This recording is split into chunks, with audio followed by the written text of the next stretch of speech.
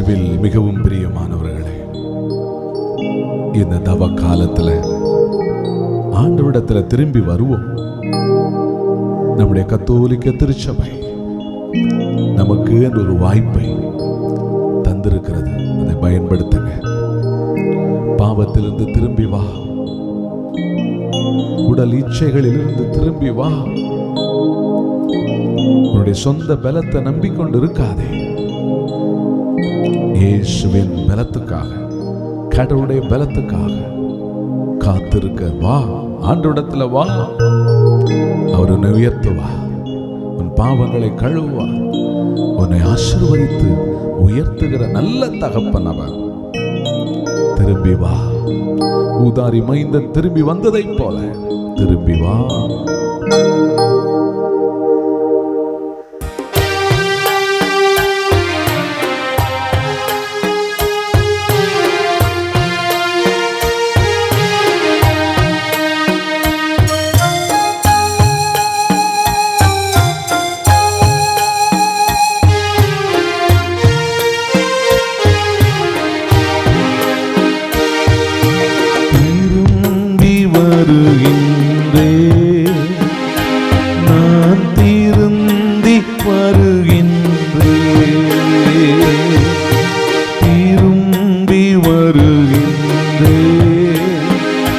நான் திருந்தி வருகின்றேன். அப்பா என்னை ஏற்றுக்கொள்ளும். அப்பா என்னை அணைத்தருளும். அப்பா என்னை ஏற்றுக்கொள்ளும். அப்பா என்னை அணைத்தருளும். திரும்பி வருகின்றேன். நான் திரும்பி வருகின்றேன்.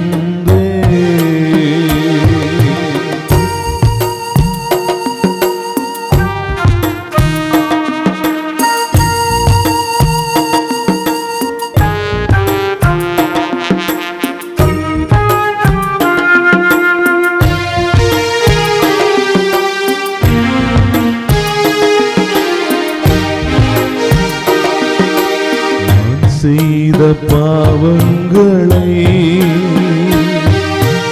உணர்ந்து வருகின்றேன். நான் செய்த பாவங்களை உணர்ந்து வருகின்றேன். அப்பா என்னை ஏற்றுக்கொள்ளும். அப்பா என்னை அணைத்தருளும்.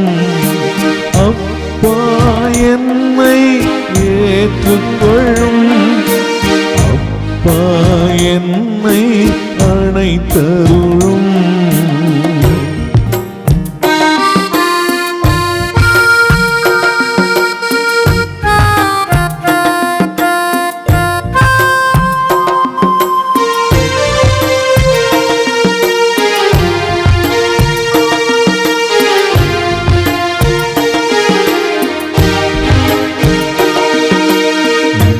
அன்பை மறந்தேனையா, ஊதாரியாய் வாழ்ந்தேனையா. அன்பை மறந்தேனையா, ஊதாரியாய் வாழ்ந்தேனையா. அப்பா என்னை ஏற்றுக்கொள்ளும். அப்பா என்னை அணைத்தருளும். அப்பா என்னை ஏற்றுக்கொள்ளும். அப்பா என்னை அணைத்தருளும். திரும்பி வருகின்றேன். நான் திரும்பி வருகின்றேன்.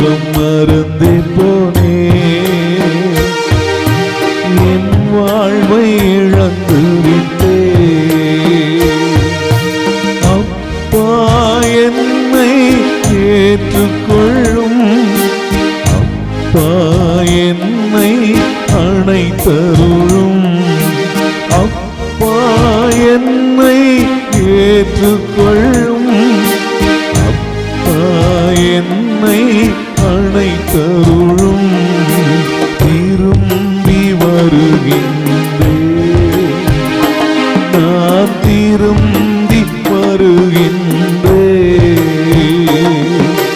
திரும்பி வருகின்றேன் நான் திரும்பி வருகின்றேன் இசையா இசையா இசையா இசையா இசையா இசையா இசையா இசையா.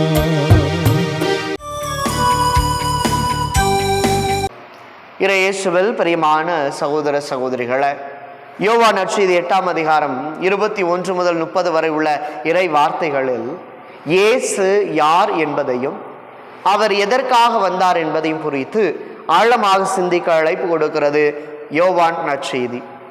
நாம் நம்முடைய வாழ்க்கையில் சிந்தித்து பார்க்க வேண்டும். இயேசுவை நான் யார் என்று நினைத்து கொண்டிருக்கிறேன்? என்னுடைய வாழ்வில் இயேசு எப்படிப்பட்டவராக எனக்கு முன்பாக அவர் தென்படுகின்றார்? இயேசுவை நான் எந்தவித பின்னணியில் சிந்தித்து பார்க்க விரும்புகின்றேன்? இயேசுவை எந்த ஒரு அடித்தளத்தில் வைத்து நீரே என் ஆண்டவர், நீரே என் மெஸ்ஸியா என்று நான் சான்று பகர விரும்புகிறேன் என்று அடுக்கடுக்காக நம்முடைய கேள்விகளை நாம் அடுக்கிக் கொண்டே போகலாம். அன்புக்குரியவர்களே, இன்றைய நாளில் நற்செய்தியில் நாம் பார்க்கிறோம், நான் போன பின்பு நீங்கள் என்னை தேடுவீர்கள், நான் போகும் இடத்திற்கு உங்களால் வர இயலாது, நீங்கள் பாவிகளாகவே சாவீர்கள் என்றார். இப்படியாக நற்செய்தி ஆரம்பிக்கிறது. இது ஏன் இப்படி ஆரம்பிக்கிறது என்று சொன்னால், இயேசுவை நாம் கண்டுகொள்ளாத பொழுது, அவருடைய இரக்கத்தை பெறாத பொழுது, அவருடைய மன்னிப்பை நாம் சுவைக்காத பொழுது நாம் என்றுமே பாவிகளாகவே இருக்கிறோம் என்பதைத்தான் இயேசு முதலில் சொல்லுகின்றார். இரண்டாவதாக, பரிசேயர்கள் எல்லாம் அன்றைய நாளில் இயேசுவை கொல்ல வேண்டும் என்று திட்டம் திட்டுகிறார். இயேசுவை ஒன்றுமில்லாமல் அழித்து ஒழித்து விட வேண்டும் என்று கங்கணம் கட்டி கொண்டு அழைகிறார்கள். அப்படிப்பட்ட சூழலில் இயேசு தன்னை முழுமையாக இறை மகனாக, இறை தந்தையின் விருப்பத்தை நிறைவேற்றுபவராக தன்னுடைய வாழ்வை அர்ப்பணிக்கிற பொழுது அங்கு இருப்பவர்கள் எல்லாம் நீர் யார் என்ற கேள்வியை கேட்கிறார். நான் ஆரம்பத்திலிருந்து, தொடக்கத்திலிருந்தே நான் யார் என்று சொல்லிக் கொண்டு வருகிறேனே, நான் தந்தையால் அனுப்பப்பட்ட இறை மகன், அவருடைய அன்புக்குரிய மகன். எனவே நான் அந்த மகனுக்குரிய தன்மையோடு அவரிடத்தில் என்னை ஒப்பு கொடுத்து என்னை முழுமையாய் சாட்சியாய் மாற்றுவதற்கான எல்லாவற்றையும் நான் செய்கிறேன் என்று ஆண்டவர் இயேசு சொல்லாமல் இன்று சொல்லுகிறார். எனவேதான் அன்புக்குரியவரை நாம் பார்க்கிறோம், தந்தையை பற்றியே அவர் பேசினார் என்பதை அவர்கள் உணர்ந்து கொள்ளவில்லை. காரணம், அவர்களிடத்தில் திறந்த மனநிலை இல்லை, இயேசுவை ஏற்றுக்கொள்ள வேண்டும் என்ற சிந்தனை இல்லை, இயேசு யார் என்பதை கூட புரிந்து கொள்ளுகிற மனப்பக்குவம் அவர்களிடத்தில் இல்லை. எனவேதான் யோவான் நற்செய்தி 1ஆம் அதிகாரத்தில் நாம் தொடக்கத்திலே பார்க்கிறோம், 14வது இறை வார்த்தையில வாக்கு மனிதரானார், நம்மிடையே குடிகொண்டார் என்று.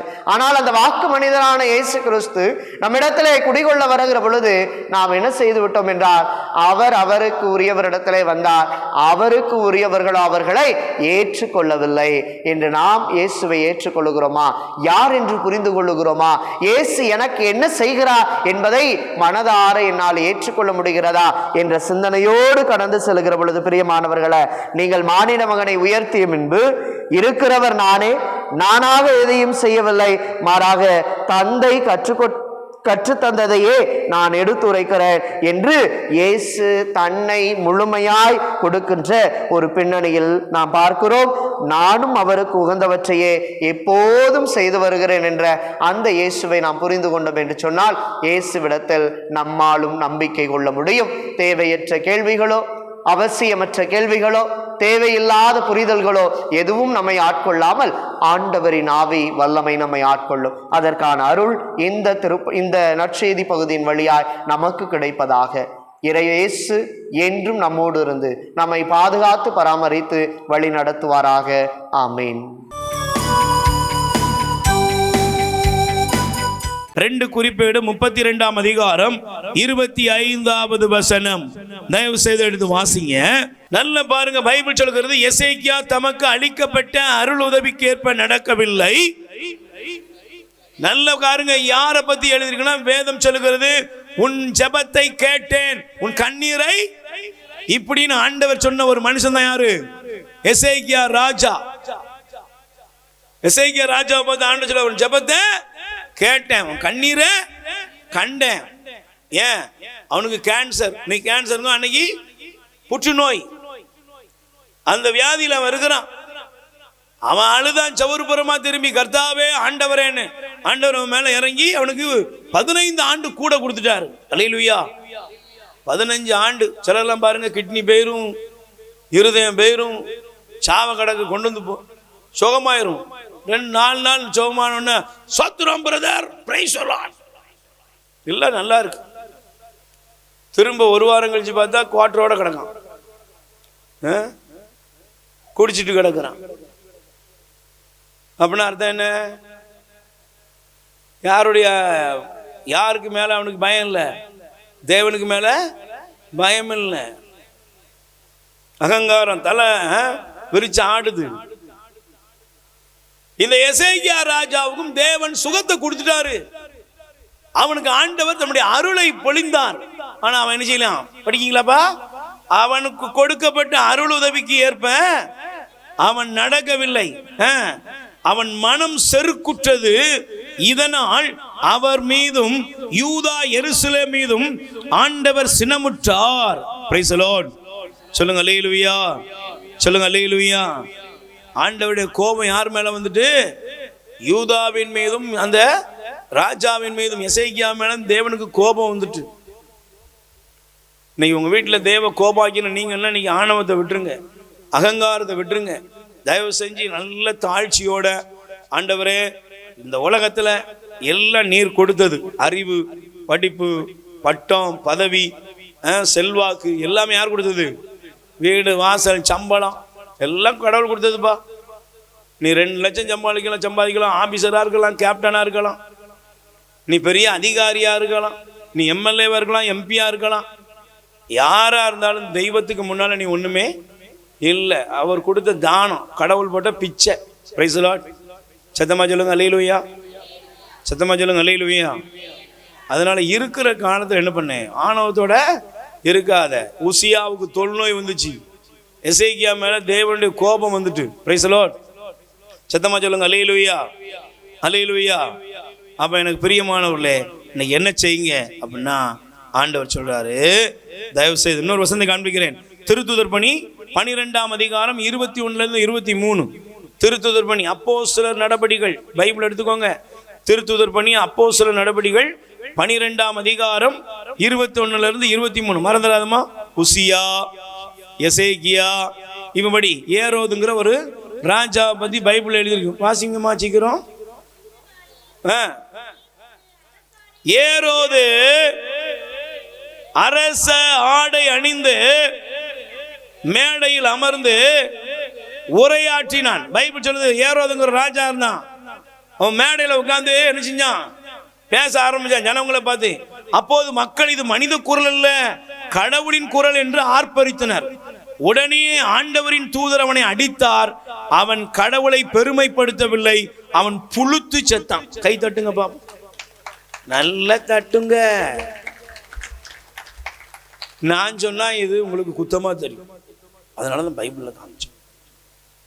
அப்புறம் பிரதர் ஏற்கனவே இளவுன்னு 3 ட்ரிப் சொல்லிட்டு குறிச்சு வச்சிருப்பியே. இப்போ அது யாருன்னா, இளவெடுத்தவனுக்கு இளவு தான் நடக்கும், நல்லவனுக்கு நல்லது நடக்கும். சரி, பிரைஸ் தி லார்ட். சத்தமா சொல்லுங்க அல்லேலூயா. யார் புழுத்து செத்தா? ஏங்க சொல்லுங்க, யார் புழுத்து செத்தா? இது கடவுளுடைய குரல் என்று என்ன செஞ்சாங்க? பக்கத்தில் கை குடிச்சலுங்க. நீ யாரா இருந்தாலும் மனுஷன்தான். சொல்லுங்க, யாரா இருந்தாலும். அம்பானியும் மனுஷன்தான், அதானி இந்தியாவுடைய பெரிய பணக்காரர் யார்? இப்போ இன்னைக்கு ஸ்டேட்மெண்ட் படி அதானி தான் பெரிய பணக்காரன். Praise the Lord. சுத்தமா சொல்லுங்க அல்லேலூயா. அவருக்கு ஏதாவது 2 தலை இருக்கா? இல்லையே, 1 தானே இருக்கு. அவருக்கு ஏதாவது எக்ஸ்ட்ரா 6 காது 6 கண்ணா இருக்கு? ஏங்க சும்மா சொல்லுங்க. எல்லாம் எவராக இருந்தாலும் எல்லாமே என்ன இருக்கு? உனக்கு என்ன இருக்கோ அதான் இருக்குது. நீ 4 இட்லி நிம்மதியாக திங்க, அவன் 4 இட்லி திங்கிறதுக்கு மட்டும் 4 மாத்திரை, சாப்பிட்டுட்டு இருக்கும்போது 7 மாத்திரை, சாப்பிட்டு முடிக்கும் போது 12 மாத்திரை. சார் இட்லி சாப்பிட்றாங்க போதும் சார், 1.5 இட்லி தான் தின்றுருக்கேன், இதுக்கு மேலே சாப்பிட்டா போய் சேர்ந்துருவீங்க சார். பணக்காரனெல்லாம் பார்த்துக்கிட்டு இருக்கேன், இவ்வளோதான் அவன் நிலைமை தெரியாது. வெளியே இருக்கிற பெரிய சினிமா நடிகர் எவனாக இருந்தாலும் சரி, எல்லாம் யார்? கடவுள் கிடையாது. சொல்லுங்கள், யார்? வாழுங்கடவுள், மனித கடவுள், மண்ணாங்கட்டி கடவுள்லாம் கிடையாது. எல்லாம் யாரு? சொல்லுங்க. வெறும் ஒன்றுக்கும் உதவாத சவந்தான் இங்கே இருக்குது. Praise the Lord. இந்த சவத்துக்குள்ளே கடவுள் என்ன செஞ்சார்? கிருபையை வச்சுருக்காரு. இந்த சவம் இயங்கி கொண்டு இருக்கிறது.